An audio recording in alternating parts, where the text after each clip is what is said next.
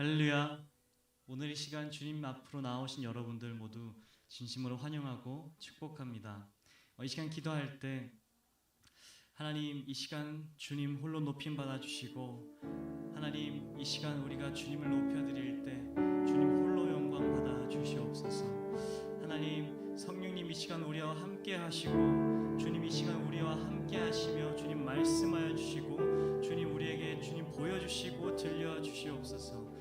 하나님 이 시간 주님을 찬양합니다. 주님을 경배합니다. 주님 홀로 영광 받아 주시옵소서. 이 시간 찬양하며 나아갑시다.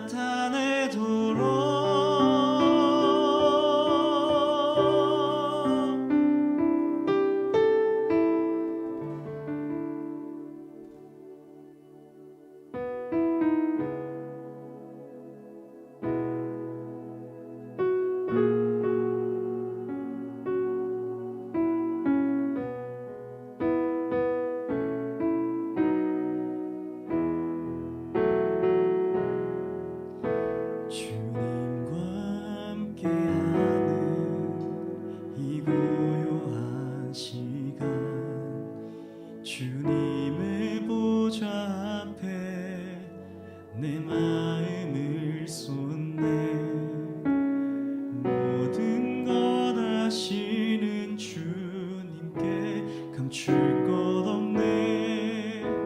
내 마음과 정성 다해 주 바라나이다.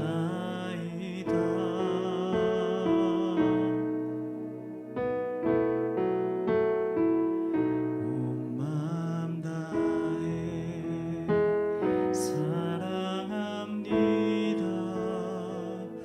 온 마음 다해 주 알기 원하네.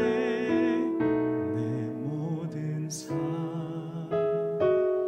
당신 것이니 주만 섬기리. 온 마음 다해 주님과 함께하는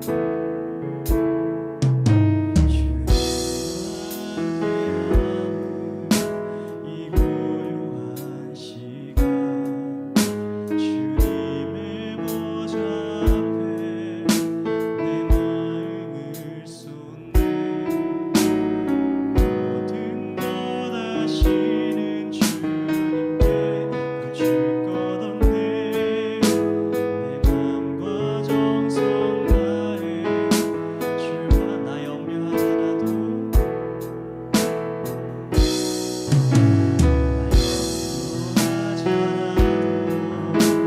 내 쓸 것 아시니 나 오직 주의 얼굴 구하게 하소서.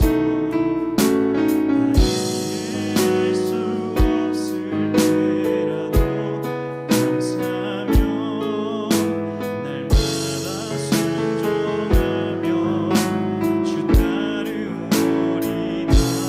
온 마음 다해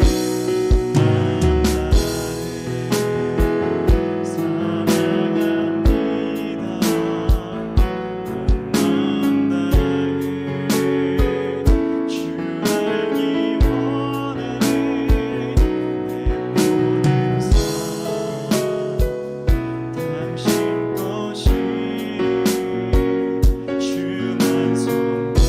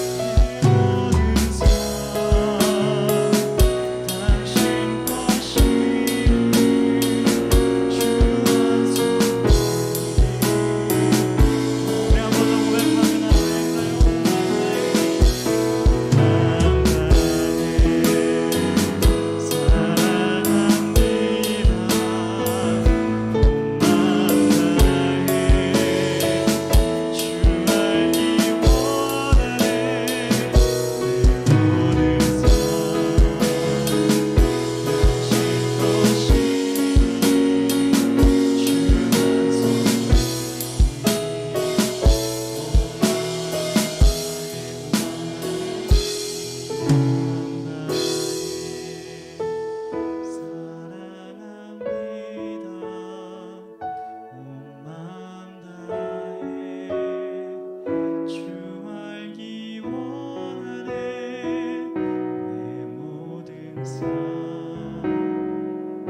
당신 것이니 주만 섬기리. 우리 한 번 더 목소리로 고백하며 나아갈까요?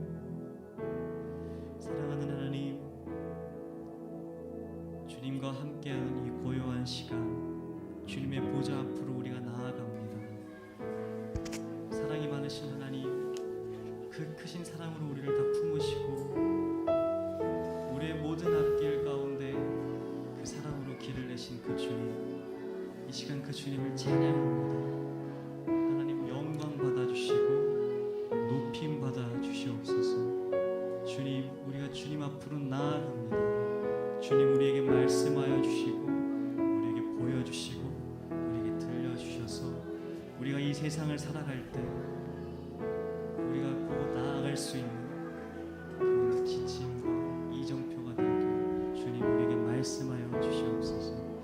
주님 감사합니다. 사랑합니다. 사랑하는 예수님의 이름으로 기도드렸습니다.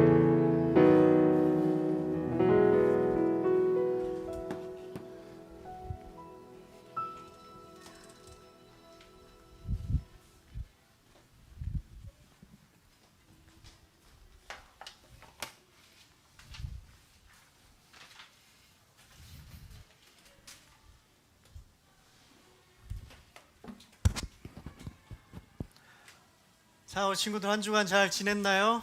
네. 한 주간 잘 지냈어요? 네. 시험 준비들 잘하고 있어요? 네. 시험 앞두고 있어서 그런지 표정들이 좀 힘들어 보이긴 하네요. 자, 힘내서 잘 준비하기 바랍니다. 자, 오늘 함께 본문 읽겠습니다. 오늘 주신 하나님의 말씀은 룻기 4장 1절에서 12절까지 말씀입니다. 룻기 4장 1절에서 12절까지 말씀 다 함께 찾아보고 다 한 목소리로 또 읽도록 하겠습니다. 룻기 4장 1절에서 12절. 이제는 성경책을 갖고 오는 친구들 룻기가 어디 있는지 이제 확실히 알겠죠? 그럼 이제 다 찾았죠? 자, 그러면 우리 1절부터 한 목소리로 다 같이 읽도록 하겠습니다. 시작. 보아스가 성문으로 올라가서 거기에 앉아 있더니 마침 보아스가 말하던 기업 물을 자가 지나가는지라. 보아스가 그에게 이르되 아무개여 이리로 와서 앉으라 하니 그가 와서 앉으매 보아스가 그 성읍 장로 10명을 청하여 이르되 당신들은 여기 앉으니 그들이 앉으매 보아스가 그 기업 물을 자에게 이르되 모압 지방에서 돌아온 나오미가 우리 형제 엘레멜렉의 소유를 팔려 함으로 내가 여기 앉은 이들과 내 백성 장로들 앞에서 그것을 사라고 내게 말하여 알게 하려 하노라. 만일 내가 물으려면 물으려니와 만일 내가 물으지 아니하려거든 내게 고하여 알게 하라. 내 다음은 나요 그 외에는 물을 자가 없느니라 하니 그가 이르되 내가 물으리라 하는지라. 보아스가 이르되 내가 나오미의 손에서 그 밭을 사는 날에 곧 죽은 자의 아내 모압 여인 룻에게서 그 죽은 자의 기업을 그의 이름으로 세워야 할지니라 하니 손해가 있을까 하여 나를 위하여 물으지 못하노니 내가 물을 것을 내가 물으라. 나는 물으지 못하겠노라 하는지라. 옛적 이스라엘 중에는 모든 것을 물으거나 교환하는 일을 확정하기 위하여 사람이 그의 신을 벗어 그의 이웃에게 주더니 이것이 이스라엘 중에 증명하는 전례가 된지라. 이에 그 기업 물을 자가 보아스에게 이르되 내가 너를 위하여 사라 하고 그의 신을 벗는지라. 보아스가 장로들과 모든 백성에게 이르되 내가 엘리멜렉과 기럨과 말론에게 있던 모든 것을 나오미의 손에서 산 일에 너희가 오늘 증인이 되었고 또 말론의 아내 모압 여인 룻을 사서 나의 아내로 맞이하고 그 죽은 자의 기업을 그의 이름으로 세워 그의 이름이 그의 형제 중과 그곳 성문에서 끊어지지 아니하게 하매 너희가 오늘 증인이 되었느니라 하니 성문에 있는 모든 백성과 장로들이 이르되 우리가 증인이 되나니 여호와께서 내 집에 들어가는 여인으로 이스라엘의 집을 세운 라헬과 레아 두 사람 같게 하시고 내가 에브라데서 유력하고 베들레헴에서 유명하게 하시기를 원하며 여호와께서 이 젊은 여자로 말미암아 내게 상속자를 주사 내 집이 자, 아무개인가 보아스인가 이 제목으로 함께 이야기 나눠보도록 하겠습니다. 우리 친구들 그동안 계속 룻기 얘기 나눴는데 기억이 다 나죠? 처음에 시작했던 부분부터. 지난주에는 뭘 나눴나요? 지난주에는 룻이 엄청난 위험을 감수하고 타작마당에 갔던 그 사건 기억나나요? 타작마당으로 나가가지고 청혼을 하였죠. 룻은 분명히 그 일이 위험하다는 거, 타작마당에 여자 혼자 나간다는 거 위험한 일 분명히 알고 있음에도 불구하고 자기 스스로 자기 의지로 결단해서 그곳으로 갔습니다. 근데 한 가지 문제가 생기죠. 딱 그렇게 결심하고 가서 보아스에게 그 어렵게 청혼을 했으면 딱 이루어져서 해피엔딩으로 끝났으면 좋겠는데 그렇게 되지 않죠. 한 가지 문제가 생깁니다. 어떤 문제죠? 보아스에 앞서서 기업 물을 1순위자가 따로 있다는 거죠. 먼저 보아스보다 권리를 갖고 있는 사람이 있다는 거예요. 그래서 일단 룻은 집으로 돌아오죠. 그러자 나오미가 집에 이제 룻이 들어와서 이렇게 하는 얘기를 듣죠. 그리고 또 나오미가 룻이 가져온 거, 룻이 그냥 빈손으로 온 게 아니라 보리 6대, 보아스가 6번 대어서 준 그 보리를 갖고 온 거, 그것을 보고 나오미는 하나님이 함께 하심을 오히려 더 확신하게 되는 사건이 됐었죠. 그리고 지난주 마지막 절을 보면 나오미가 뭐라 그러냐면 잠잠히 앉아서 우리 기다리자, 그렇게 얘기하죠. 잠잠히 앉아서 기다리자, 그가 쉬지 않고 일할 거다, 그렇게 얘기하죠. 보아스가 쉬지 않을 것이다, 이 일을 위해 쉬지 않을 것이다, 이렇게 얘기하는 장면이 있었어요. 오늘 장면은 바로 그 얘기예요. 오늘 장면은 쉬지 않고 일하는 보아스가 어떻게 일하는지, 과연 이 문제를 해결하기 위해서 보아스는 어떻게 일을 하고 있는지 오늘 함께 나눠볼 거예요. 오늘 본문은 함께 나눔을 통해서 보아스를 통해서 보아스가 하는 일이 어떤 일이고 또 하나님께서 무슨 뜻을 주신 것인지 함께 나눠보도록 하겠습니다. 우리 본문 읽어봤는데 보아스는 어제 룻과 헤어지고 나서 성문으로 갔다 그랬죠. 새벽에 룻과 헤어졌어요. 그리고 보아스는 아마 집으로 돌아갔을 거라고요. 그래서 집에서 아침이 되기까지 기다렸다가 아침이 되자 성문으로 달려갔습니다. 그 성문에 앉아서 지나가는 사람들을 기다리고 있다가 자기가 만나야 될 사람들 이렇게 기다리고 있었죠. 앉아서. 그러다가 드디어 기업물을 1순위 그 사람이 지나가는 걸 보게 됐어요. 그래서 만나게 된 거죠. 근데 오늘 본문 1절을 보면 뭐라 그러냐면 보아스가 성문에서 기다리고 있을 때 그때 마침 그 사람이 지나갔다, 이렇게 기록하고 있어요. 이 1절 말씀에서 눈에 확 들어오는 단어는 바로 마침인 거예요. 마침. 보아스가 무슨 약속을 하고 그 자리에 간 게 아니죠. 그냥 무작정 그 자리에 간 거예요. 성문에. 성문은 그 당시 사람들이 출입하는 거기 때문에 그 사람이 지나갈 수도 있겠다라는 생각으로 성문에 갔을 거라고요. 그렇다고 뭐 이 사람을 만나겠다고 약속한 것도 아니죠. 그냥 아침부터 가서 기다리고 있었다는 거예요. 근데 마침 우연히 때마침 그 사람이 기다리고 있는데 또 지나가는 거죠. 여러분 어떻게 생각하나요? 이렇게 막 그냥 아침에 일어나서 딱 그 자리에 가 있었더니 마침 그 사람이 딱 나타나고 그 자리에 뭐 보아스, 우리 드라마 같은 데서 그런 우연히 그런 일들이 일어나는 거 많이 보긴 하지만 보아스에게는 특별히 이런 일이 많이 일어나죠. 어때요? 보아스가 되게 이렇게 운이 좋은 사람 그렇게 보이나요? 보아스는 되게 운이 좋은 사람으로 여러분도 느껴지나요? 근데 우리는 또 한번 이 마침이라는 단어를 한번 생각해 봐야 돼요. 이 마침이 전에 우리 룻기를 시작할 때쯤에 한번 또 나왔어요. 언제 나왔는지 기억이 나나요? 이 마침이라는 단어가? 룻이 베들레헴으로 돌아와서 이제 이삭을 주스러 나가잖아요. 근데 룻이 이삭을 주우러 나간 그 밭이 뭐라 그러냐면 우연히, 그러니까 마침이라는 거죠. 우연히 이 보아스의 밭이라는 거예요. 그리고 그날따라 보아스는 자기의 수없이 많은 그 밭 중에 하필 마침 또 그 밭을 찾아간 것이고, 그래서 그 둘이 또 거기서 딱 만나는 거죠. 그런 장면 기억나나요? 거기서 이 마침일이 쓰였던 거예요. 그래서 이 모든 일들이 뭐예요? 그때도 말씀드렸듯이 이렇게 지금 마침 우연같이 일어나는 일들 결코 우연이 아닌 거죠. 이거 다 하나님이 일하고 계시는 거예요. 하나님이 지금 계획하시고 진행하시는 것을 보여주기 위한 거죠. 이건 우연이라는 게 아니에요.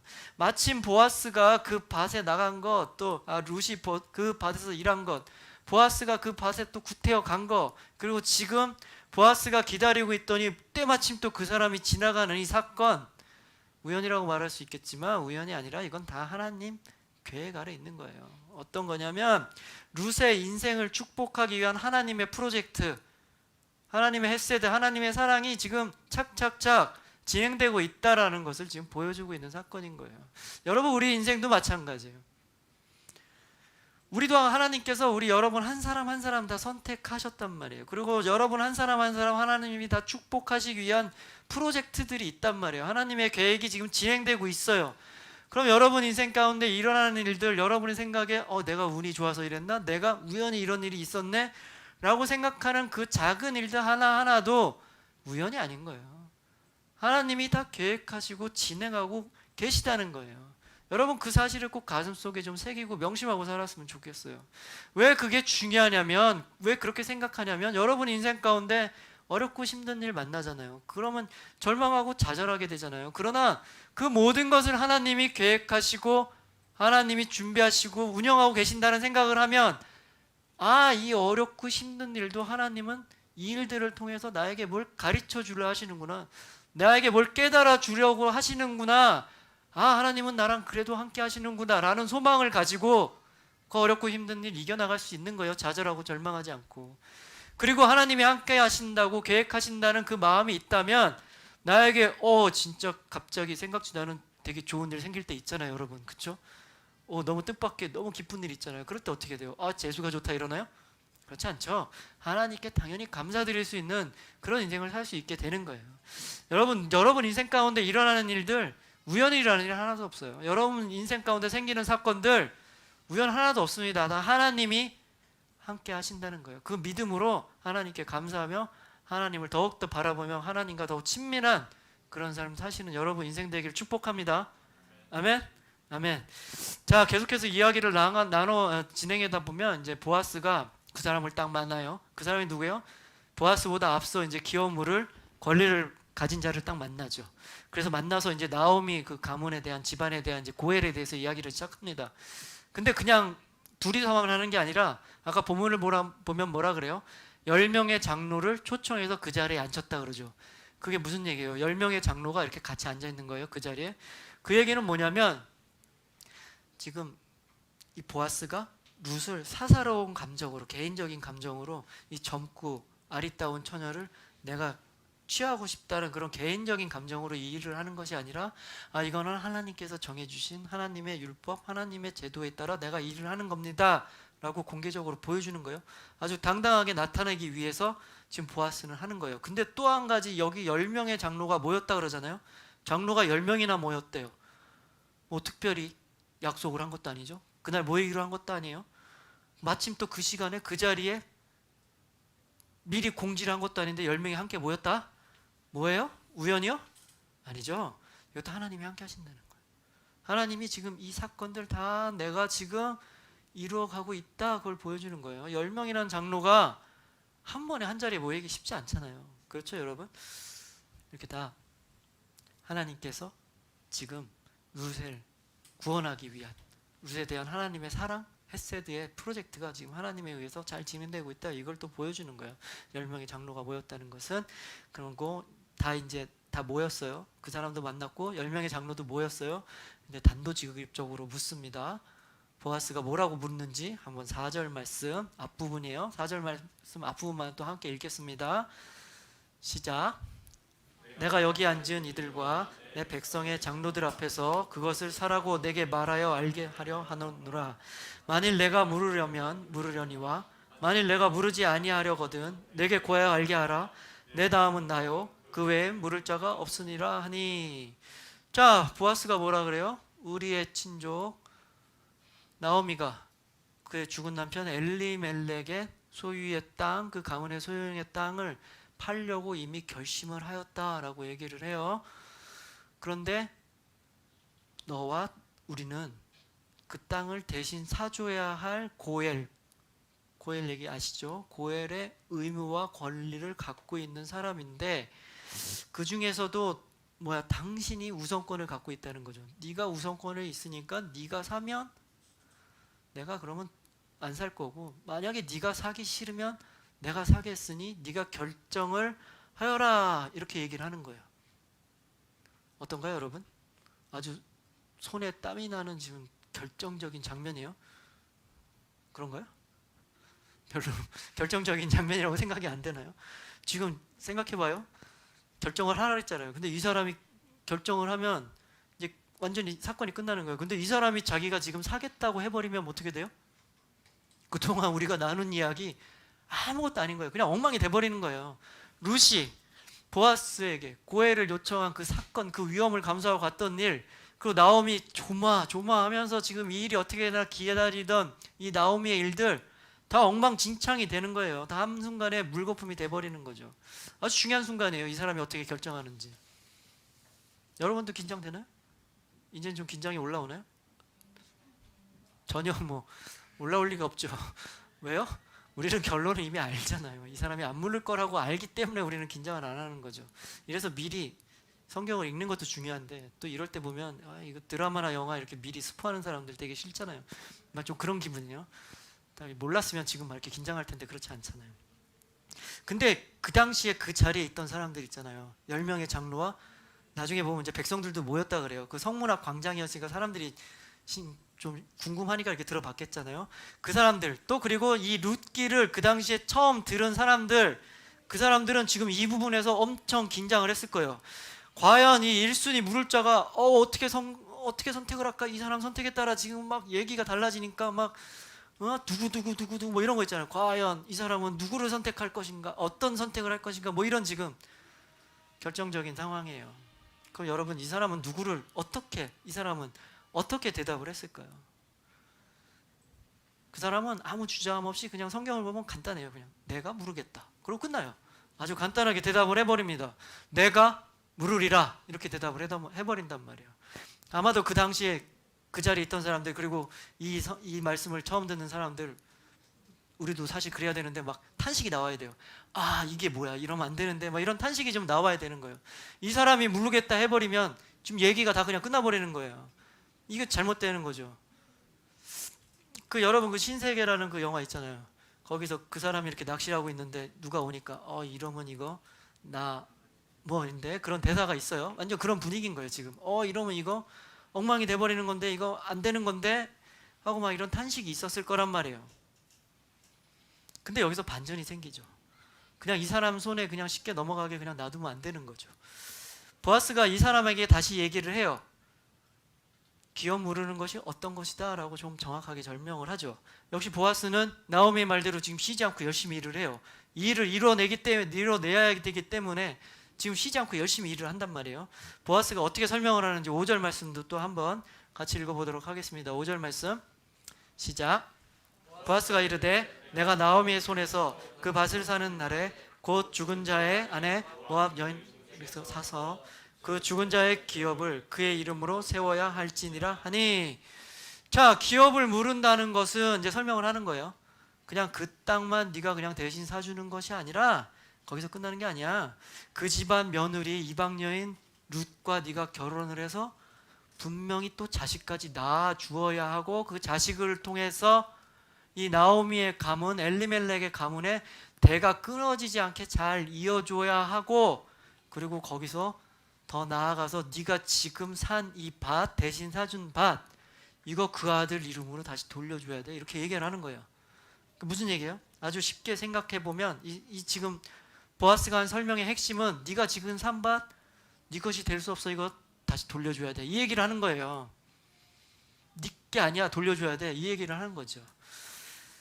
그랬더니 이 사람 아주 아까 간단하게 대답했잖아요. 내가 물으리라. 뭐 간단하게 아주 쉽게 생각했던 사람이 이제 어떻게 돼요? 이거 머리가 복잡해지죠. 이 사람이 이제 아까는 너무 쉽게 생각했는데 이게 그런 문제가 아니라는 거예요. 그냥 이 사람은 그냥 땅만 지금 대신 사주고 나오미 소유로 이렇게 슬쩍 놔뒀다가 나오미는 어때요? 나이가 많잖아요. 그리고 나오미가 계속 그러잖아요. 내게 나올 아들은 더 이상 없다 그러잖아요. 무슨 얘기예요? 나오미 가문의 상속자가 더 이상 나올 가능성이 없다는 거예요. 그래서 이 사람은 나오미 이름으로 땅을 사두었다가 가문의 상속자가 없는데 나오미는 점점 나이가 들어. 그럼 어떻게 돼요? 나오미가 죽고 나잖아요. 그럼 그 땅은 어떻게 돼요? 그냥 다시 자기가 슬쩍 갖고 오면 된다고 자기 소유로 하면 된다고 생각을 한 거예요. 그래서 그냥 내가 무르겠다 이렇게 쉽게 생각을 했는데 듣고 보니까 이거 아니잖아요. 이거 괜히 그냥 간단하게 생각해서 하겠다 그랬더니 이거 자기에게 손해가 오게 생겼잖아요. 그래서 이 사람을 어떻게 하기로 했어요? 자 6절을 보면 이 사람이 갑자기 말을 바꿔요. 허겁지겁 아주 놀랬죠. 내 재산에 손해가 있을까 하여 이렇게 정확하게 얘기를 해요. 이거 내가 대신 물려주면 나 이거 손해야 라고 얘기하죠. 좀 전에는 이득이라고 생각했던 거죠. 근데 알고 보니 손해야. 그래서 나는 못 물으겠다 이렇게 대답하죠. 그리고 거기서 끝나는 게 아니라 보아스 당신 네가 해라. 나는 못 물으겠다 이렇게 얘기해요. 난 물으지 못하겠다 이렇게 얘기를 해요. 여기서 2번씩이나 그러죠. 나는 못 물으겠다 2번이나 얘기를 해요. 왜 2번이나 얘기를 했어요? 자기가 처음에 물으겠다고 했는데 그걸 취소를 해야 되니까 깜짝 놀래서 지금 허겁지겁 도망가는 거죠. 괜히 말꼬리 잡혀서 네가 아까 물으겠다고 했으니까 지금 물러야 돼 이렇게라도 누가 얘기할까 봐 그냥 놀래서 아차 싶어서 지금 빨리 도망치고 싶은 마음에 아니야 네가 해 이렇게 2번씩이나 얘기를 하는 거예요. 언뜻 처음에는 자기 재산상에 엄청난 이득이 될 것 같으니까 그냥 쉽게 하겠다고 한 거예요. 근데 막상 이야기를 듣고 머릿속으로 생각을 해보고 계산기를 막 두들겨 보니까 이게 아닌 거죠. 그래서 허겁지겁 자신의 말을 취소하는 거죠, 이 사람은. 근데 한번 우리는 여기 생각해 볼 게 있어요. 과연 이 사람의 선택이 잘못된 선택인가 옳은 선택인가 이런 부분을 한번 생각해 볼 거예요. 한번 우리 생각을 해봅시다. 우리도 인생에서 수없이 많은 선택을 하죠. 여러분들도 선생님들도 다 선택을 한단 말이에요. 알게 모르게 선택을 한단 말이에요. 근데 선택할 때 여러분들 어떤 방향으로 선택하나요? 내가 중심이 돼서 나에게 이득이 되는 방향, 나에게 좀 더 유리한 방향, 내가 더 발전할 수 있는 방향으로 우리는 선택을 하는 거잖아요. 그렇죠? 그게 당연한 거죠. 그럼 그렇게 따져보면 이 기업 물을 1순위자의 선택도 당연한 거잖아요. 나에게 유리한 방향으로 선택했기 때문에. 비록 말을 바꿔서 좀 이렇게 좀 치사해 보이기는 하지만 그럼에도 불구하고 이 사람은 올바른 선택을 한 거죠. 요즘 우리 친구들은 아직 아니지만 조금 더 큰 20대 30대들 사이에 주식이다 코인이다 뭐 부동산이다 뭐 그런 투자들이 열풍이라 그래요. 그 한 가지 생각해 봅시다. 주식을 투자한다고 생각해 봐요. 여러분들 주식 투자를 대충 알 거예요. 그럼 주식 투자할 때 어떻게 투자를 해야 돼요? 많이 오를 만한 것들, 뭐 좋다는 우량주 이런 거 투자하는 겠죠. 그런 거에 투자하는 게 맞겠죠. 이거 내일 모레면 막 이렇게 떨어질 만한 거, 막 망할 회사 이런 주식에 투자하지 않겠죠. 그렇게 투자하는 사람은 어리석은 사람이겠죠, 분명히. 그리고 부동산도 마찬가지예요. 부동산, 집, 아파트 뭐 이런 거. 집은 파는 사람 어때요? 비싸게 팔고 싶겠죠. 사는 사람 어때요? 싸게 사고 싶겠잖아요. 근데 파는 사람이 이렇게 비싸게 팔아야 되는데 그냥 살려고 하는 사람, 저 사람 힘들게 돈 모았는데 너무 불쌍하니까 내가 좀 싸게 팔아야지, 싸게 줘야지 이런 사람 있나요? 없죠. 그리고 사는 사람도 저 사람 저 정든 집 두고 떠나는데 너무 마음이 아프니까 내가 시세보다 더 많이 줘야겠다 이래가지고 돈 더 주고 사는 사람 있나요? 없죠. 무슨 특별한 사연이 있거나 뭐 특별한 사정이 있으면 모를까 이런 사람 없단 말이에요. 만약 있다면 이 사람 좀 이상한 사람이죠. 이렇게 따지면 1순위 기업물을 자기 재산에 손해가 날까봐 이익이 안 되니까 그거 안 하겠다고 한 거 뭐 그렇게 나쁜 거 아니잖아요. 상식적인 선택을 한 거잖아요. 우리가 지금 들은 예랑 똑같아요. 부동산 그렇게 파는 사람 없고 사는 사람 없고 주식 그런 사람 없듯이 이 사람도 정상적인 일을 한 거란 말이에요. 근데 우리가 한 가지 여기서 생각해 봐야 되는 것은 바로 고엘이라는 거예요. 고엘. 지금 한 행동은 고엘이에요. 기업을 무르는 거예요. 주식 투자나 부동산 이런 게 아니란 말이에요. 고엘은 뭐예요? 하나님께서 허락하신, 하나님께서 그렇게 지켜라고 주신 제도예요. 근데 하나님은 애시당초 고엘에 있어서 합리적인 거, 나에게 뭐 이익이 되는 거 이런 거 애시당초 생각지 않으셨다는 거예요. 그런 합리적인 선택을 하라고 만든 제도가 고엘이 아닌 거예요. 손해가 있는 거예요. 그래도 그 손해를 기꺼이 감수하라는 게 바로 고엘인 거예요. 고엘은 이익을 보려는 게 아니에요. 합리적인 선택을 하는 게 아니에요. 알면서도 손해를 봐라 하는 게 바로 고엘인 거예요. 이것이 바로 하나님께서 고엘을 만든 그 정신인 거예요. 그런데 그런 고엘이 어때요? 우리의 본성과, 우리 인간의 본성과 고엘이 잘 맞는 것 같나요? 우리는 기꺼이 손해를 잘 감수할 수 있는 사람인가요? 우리들이? 그렇지 않죠. 이 고엘은 우리의 본성과 잘 맞지 않아요. 우리의 본성대로 살다면 이 고엘대로 살기가 너무나 힘든 거예요. 우리가 그래서 이 고엘을 지키기가 힘든 거죠. 그리고 지키기 힘든 거에서 벗어나 더 한 걸음 나아가서 뭐예요? 우리의 본성, 이 이기적인 본성은 이 고엘의 희생정신을 망가뜨려 버리고 그게 오히려 그것도 왜곡시켜 버리기까지 한단 말이에요. 그래서 오늘 이 기업 물을 1순위 기업 물을 사람, 이 사람 뭐라 그래요? 고엘을 네가 물으라 그러는데 거기서 뭐라 그래요? 내 개인적인 이득을 취하는 방법으로 고엘을 변질시켜 버렸잖아요. 왜곡시켜 버렸잖아요. 그렇죠? 자신의 재산상을 이득을 취하기 위해서 하나님이 만드신 그 고엘 뜻 분명히 알고 있으면서도 변질시켜 버린 거예요. 근데 성경에서는 이런 사람을 아주 특별한 이름으로 부르고 있어요. 뭐라고 부르냐면 아까 1절에 나와요. 보아스가 성문에 앉아 있을 때 이 사람이 지나갈 때 뭐라고 불러요? 아무개요 그래요. 이 사람한테 아무개라고 불러요. 아무개가 뭐예요? 아무개가 이름이에요? 성이 아시고 이름이 무개일까요? 그렇지 않죠. 그런 사람 없죠. 아무개가 뭐예요? 이름도 없다는 거예요. 근데 생각을 해봐요. 이 사람이 이름이 없었겠어요? 이 사람도 나름 그래도 고해를 하려니까 처음에 당당하게 하겠다 그러잖아요. 그만큼 돈이 있단 말이에요. 이름이 왜 없겠었어요? 그리고 이름을 몰랐을까요? 아니죠. 이 사람이 1순위고 보아스가 2순위잖아요. 그럼 보아스가 자기 친척이라는 거네, 이 사람이랑. 근데 그 사람 이름을 몰라요? 모를 리가 없죠. 아는데도 불구하고 성경책에서 지금 이 사람을 뭐라고 불러요? 아무개야 그렇게 불러버려요. 이름을 안 부른단 말이에요. 왜 그랬을까요? 무슨 의미일까요? 이렇게 성경책에 이름조차도 기록되지 않은 거. 이렇게 하나님의 뜻을 저버리고 자기 이익만 바라보고 하나님이 말씀하신 그 고엘, 그 정신마저도 훼손시켜버리는 자기밖에 모르는 그런 이기적인 사람은 성경에 기록될 가치조차 없다는 거예요. 그런 사람 이름은 성경에 올라와서도 안 돼. 그렇게 얘기하는 거고, 그런 사람은, 그런 사람의 이름은 하나님께서 기억하지 않는다는 거예요. 기억할 필요도 없고 가치도 없다. 그 얘기하는 거예요. 그래서 이 사람의 이름이 아무개 이렇게 돼버린 거예요. 그런 자기밖에 모르는 인생, 자기의 욕심만 채우려는 인생을 성경에서는 아무개라고 부르는 거예요. 반면에 어때요? 보아스는? 보아스는 완전히 반대죠. 자신의 손해임에도 분명히 알고 있었지만 그러나 나오미의 가문과 룻을 위해서 쉬지 않고 내가 손해보는 일을 계속하러 다녀요. 왜? 하나님께서 그렇게 하라고 했기 때문에. 보아스는 뭐예요? 보아스는 누구예요? 이 룻기에서 보아스는 하나님을 상징하는 인물이라고 얘기했죠. 여러분 다 알고 있을 거예요. 그러니까 이 얘기는 뭐예요? 보아스의 행동은 하나님의 사랑을 나타내는 거죠. 하나님께서 보아스를 통해서 내가 너희들을 향한 나의 사랑은 이런 거야. 너희들 생각과 너네들 상식과 너네들이 합리적이라고 얘기하는 그런 사랑을 뛰어넘는 것이 바로 나의 사랑이야 라고 지금 하나님께서는 보아스를 통해서 우리에게 보여주시는 거예요. 하나님의 사랑이 바로 그런 거란 말이에요. 아시겠어요 여러분? 하나님의 사랑은 합리적인 사랑 그런 거 아니에요. 우리가 아는 상식적인 사랑 그런 사랑 아니에요. 그거보다 훨씬 더 뛰어넘는 사랑이라는 거예요. 그걸 지금 보여주시고 계시는 거예요. 그리고 계속 이야기를 또 이어가 보면 보아스는 이제 그 고엘이 딱 성립되었다 그걸 확정짓고 싶어해요. 그래서 어떻게 하냐면 두 가지를 하는데 그 사람이 이제 신발을 주죠. 그 신발을 받으면 이제 그 약속이나 그 계약이나 뭐 그런 것들이 이제 확정되었다 그런 뜻이래요. 그 당시에 이스라엘 고대에서 그 신발을 딱 받아들여요. 그리고 또 한 가지 뭐라고 하냐면 10명의 장로아들 앞에서 그리고 그 자리에 이렇게 사람들이 모였다 그랬잖아요. 모인 사람 앞에서 딱 선포를 해요. 이 일이 확정되었다라고 이제 선포를 해요.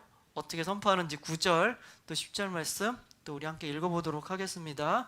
9절 10절 말씀 다 같이 읽겠습니다. 시작. 장로들과 모든 백성에게 이르되 내가 엘리멜렉과 기련과 말론에게 있던 모든 것을 나오미의 손에서 산 일에 너희가 오늘 증인이 되었고 잠깐만요. 10절 읽기 전에 이거 지금 보아스가 선포하는 거예요. 이 일이 이제 드디어 된 거예요. 여러분들 좀 약간 감격도 있고 기쁨도 있게 좀 목소리에 힘을 넣어서 함께 읽었으면 좋겠습니다. 10절 시작. 말론의 아내 모압 여인 룻을 사서 나의 아내로 맞이하고 그 죽은 자의 기업을 그의 이름으로 세워 그의 이름이 그의 형제 중과 그 성문에서 끊어지지 아니게 함은 너희가 오늘 증인이 되었느리나 하니 보아스가 지금 이렇게 선포하는 거예요. 내가 지금 한 일, 내가 지금 하려고 하는 일, 이 고엘 내가 지금 당당하게 내가 다 했다. 너희들 앞에서 내가 했음을 선포한다. 이렇게 지금 자신 있게 그 사람들 앞에서 얘기를 하는 거죠.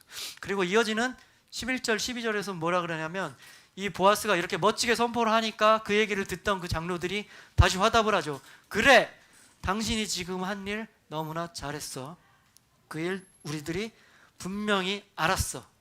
하고 이렇게 화답을 해줘요. 그리고 나서 또 뭐 하냐면 그러니까 네가 지금 한 일, 네가 지금 룻에 가서 가문을 이어주고 아들을 낳고 그 집안이 잘 되기를 우리가 축복한다라고 이렇게 축복을 하면서 이야기를 마무리하게 돼요.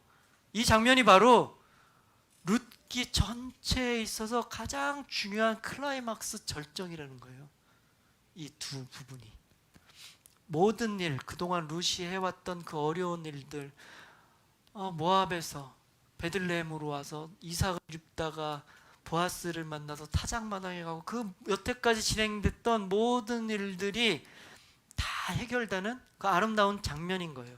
아까 같이 우리는 이 이야기를 이미 다 알고 있기 때문에 뭐 이렇게 감동이 없죠. 다시 읽자 그래도 이렇게 별 감동이 없이 그렇게 읽어버리죠. 그러나 그 당시 사람들, 뭐 이 얘기를 처음 듣는 사람들, 뭐 그 자리에 모였던 사람들, 막 보아스가 이렇게 멋지게 얘기하고 장로들이 막 이렇게 박수 쳐주고 축복해주는 이 장면에서 어떻게 했을 것 같아요? 와 하고 막 이렇게 같이 함성을 질렀겠죠.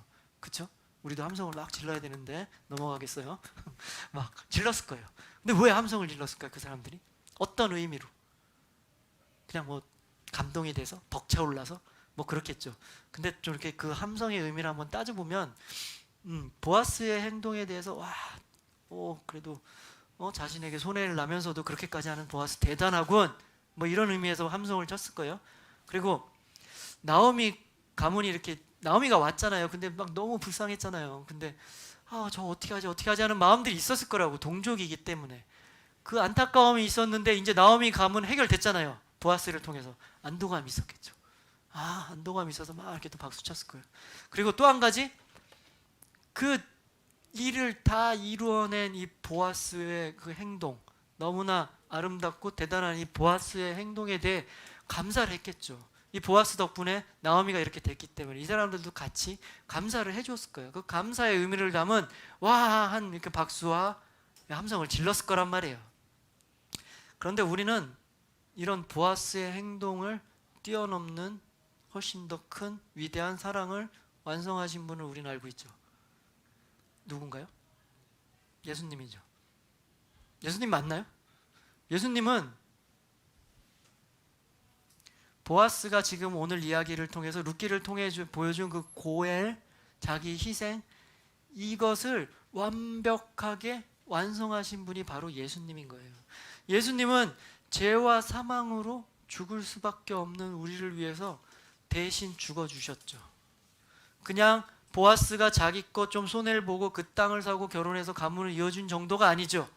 예수님은 자기 목숨까지 희생을 하면서 우리를 구원해 내신 거잖아요. 그렇죠? 죄와 사망의 노예로 있던 우리를 자유롭게 다시 하나님을 만날 수 있는 관계로 예수님께서 구속해 내신 거잖아요. 근데 우린 어때요? 우리 자신 한번 돌아보자고요. 우리 스스로 구원할 수 있나요? 우리는 우리 스스로 구원할 수 있는 능력도 힘도 의지도 생각도 없는 자들이란 말이에요.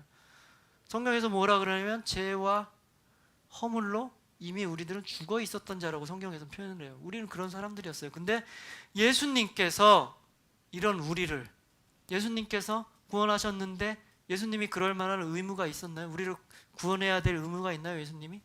없죠. 그럴 만한 우리가 가치가 있어서 또 뭐 예수님 구해줬나요? 그렇지 않죠.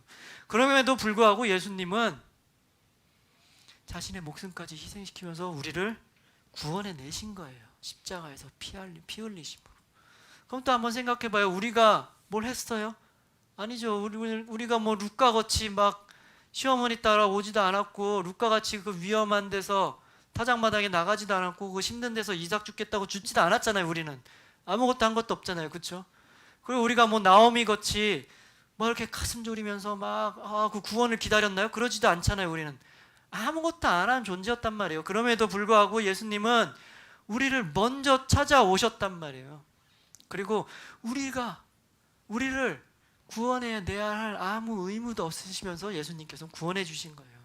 이런 예수님을 우리 친구들이 진정으로 만나고 예수님의 사랑이 어떤 건지 분명히 깨닫고 있다면, 오늘 이 사람들이 보아스가 한 행동을 보고 와 소리 지는 것보다 더 큰 목소리로 우리는 예수님께 감사와 찬양의 함성을 질러야 되는 게 아니겠어요? 그렇죠?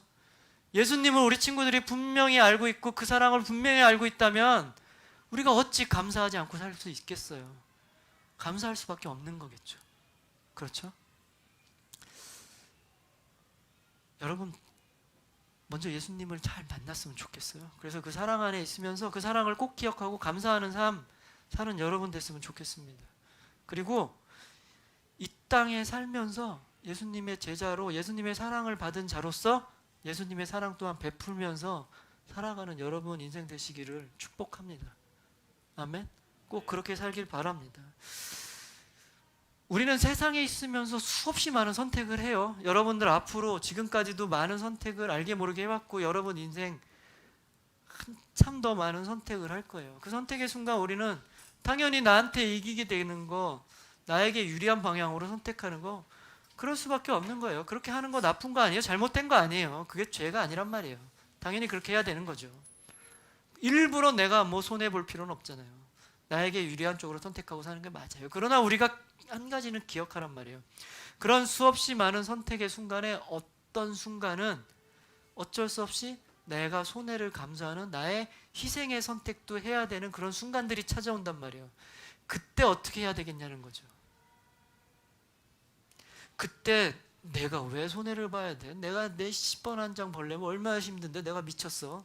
내가 얼마나 소중한데 내가 왜 내가 더 해야 돼? 뭐 이렇게 자기밖에 모르고 자기만을 위한 그런 삶을 사는 그런 사람이 누구라 그랬어요?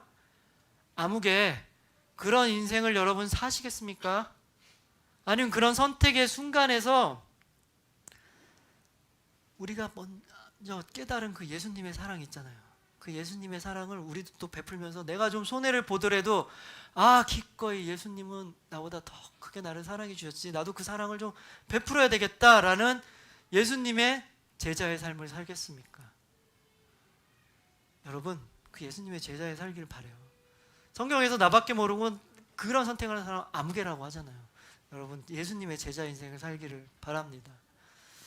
여러분, 먼저 우리에게 그런 큰 사랑을 보여주신 그 예수님을 좀 여러분의 의지로 좀 만났으면 좋겠어요. 이 룻기 전체 얘기가 예수님의 사랑 얘기예요. 보아스를 통한 그 사랑 얘기가 예수님이 그런 식으로 우리를 사랑하셨다 그 얘기를 해주시는 거예요. 이 룻기를 통해서 하나님의 사랑, 더 나아가서 예수님의 사랑 분명히 좀 만났으면 좋겠어요. 그리고 그 사랑 안에서 좀 많이 머물렀으면 좋겠어요. 예수님이 나를 사랑하시고 하나님이 나를 사랑하시는구나. 내 인생에 한치도 우연은 없고 하나님께서 다 이끌어 가시는구나. 그런 믿음으로 그 사랑 안에 있으면서 그 사랑을 노래하면서 그 사랑에 감사하며 살았으면 좋겠어요. 여러분, 그런 인생 살기 바랍니다. 그리고 거기서 멈추는 것이 아니라 우리의 수많은 인생의 선택의 순간에 있어서 나밖에 모르잖아요. 사실 내가 제일 중요하잖아요.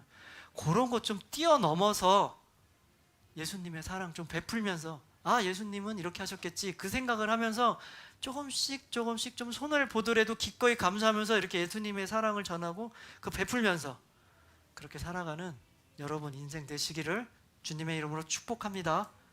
아멘. 아멘. 아무개로 살지 말고 꼭 예수님의 제자로 살기 바랍니다. 아멘. 자, 우리 함께 찬양하겠습니다. 우리 찬양할 때 소원 one thing이라는 찬양을 할 거예요. 자, 이 찬양 가사를 보면 소원이잖아요. 나의 소원은 뭐냐면 예수님 안에 있으면서 예수님의 사랑을 노래하는 것이 소원이라고 그래요. 예수님 안에 있으면 예수님의 사랑을 알겠죠. 그러니까 그 예수님의 사랑을 노래하고 싶다는 거예요. 근데 여기서 한 가지 더, 우리는 한 가지 소원이 더 있으면 좋겠어요. 그 사랑을 우리끼리만 노래하는 게 아니라 좀 예수님 모르는 사람도 들을 수 있게끔 좀 노래했으면 좋겠어요. 그 노래한다는 게 뭔지 알겠죠? 그냥 가서 이렇게 노래하는 것도 있겠지만 그 사랑을 베풀려는 거예요. 그게 우리의 소원이 됐으면 좋겠습니다. 그 고백을 담아서 우리 one thing 소원 같이 함께 찬양하도록 하겠습니다.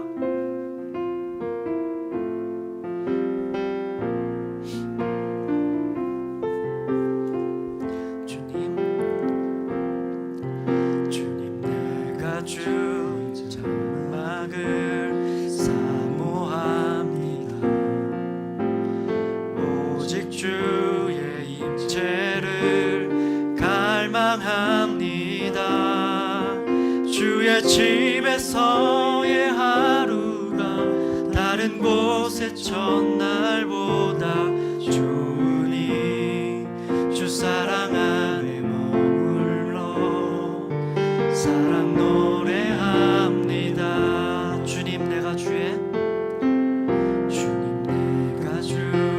장막을 사모합니다. 오직 주의 임재를 갈망합니다.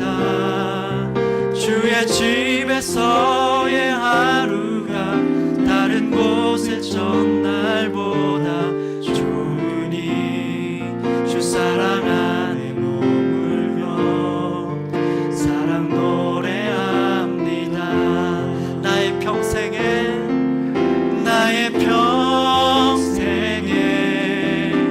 단 한 가지 소원 주의 아름다우심 보며 사랑 노래하는 것 나의 왕 되신 주님의 얼굴 구하며 주 사랑 안에 머물며 사랑 노래합니다.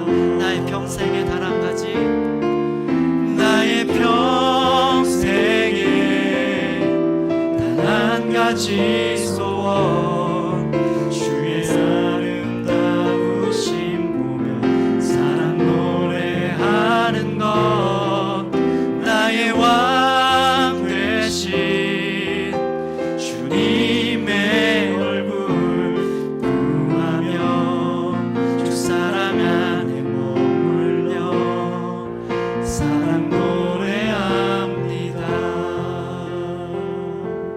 우리 친구들 어떤가요? 우리 친구들도 이런 소원이 있었으면 좋겠는데 여러분들 이런 소원이 좀 떠오르나요? 항상 주님의 사랑 안에 거하면서 그 사랑을 노래하며 그 사랑을 전하는 그런 삶, 여러분 인생에 꼭 그런 소원이 있고 그런 삶 살았으면 여러분 됐으면 좋겠습니다. 우리 기도하겠습니다. 하나님 아버지, 우리의 삶 수없이 많은 선택의 순간에 있어서 우리가 언제나 주님의 사랑을 선택하며 주님 안에 거하며 주님의 사랑을 전하는 그런 선택을 하며 살아가는 우리 인생 될 수 있도록 주님 축복하여 주시옵소서. 우리 인간은 본능적으로 나밖에 모르고 나의 이익을 위해서 선택하는 삶을 살 수밖에 없지만 그럼에도 불구하고 주님 언제나 주님의 사랑으로 우리를 충만히 적셔주시고 우리를 주님의 사랑으로 채워주셔서 우리가 그런 이익에 눈 뺏기지 않고 오직 주님의 사랑 안에서 그 사랑에 감사하며 그 사랑을 노래하며 그 사랑을 선택하며 그 사랑을 전해주며 그 사랑을 나누는 그런 우리 인생 될 수 있도록 주님 축복하여 주시옵소서. 그런 인생을 통해서 우리가 아무개의 삶을 사는 것이 아니라 주님의 제자로 하는 나라의 백성으로 주님의 사랑하는 자녀로 살아가는 인생 될 수 있도록 주님 축복하여 주시옵소서. 감사드립니다. 이 모든 말씀 우리 주 예수 그리스도 이름으로 기도합니다. 아멘. 아멘. 아멘.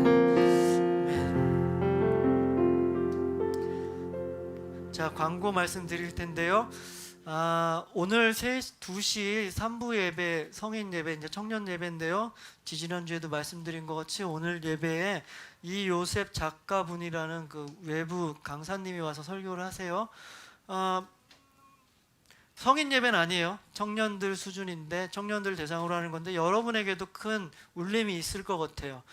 2시에 시간이 되는 친구들 같이 예배 지하 1층 호원아 태소하는데 같이 드렸으면 좋겠지만 만약 그렇게 안 되더라도 유튜브로 같이 라이브로 봐도 좋고요.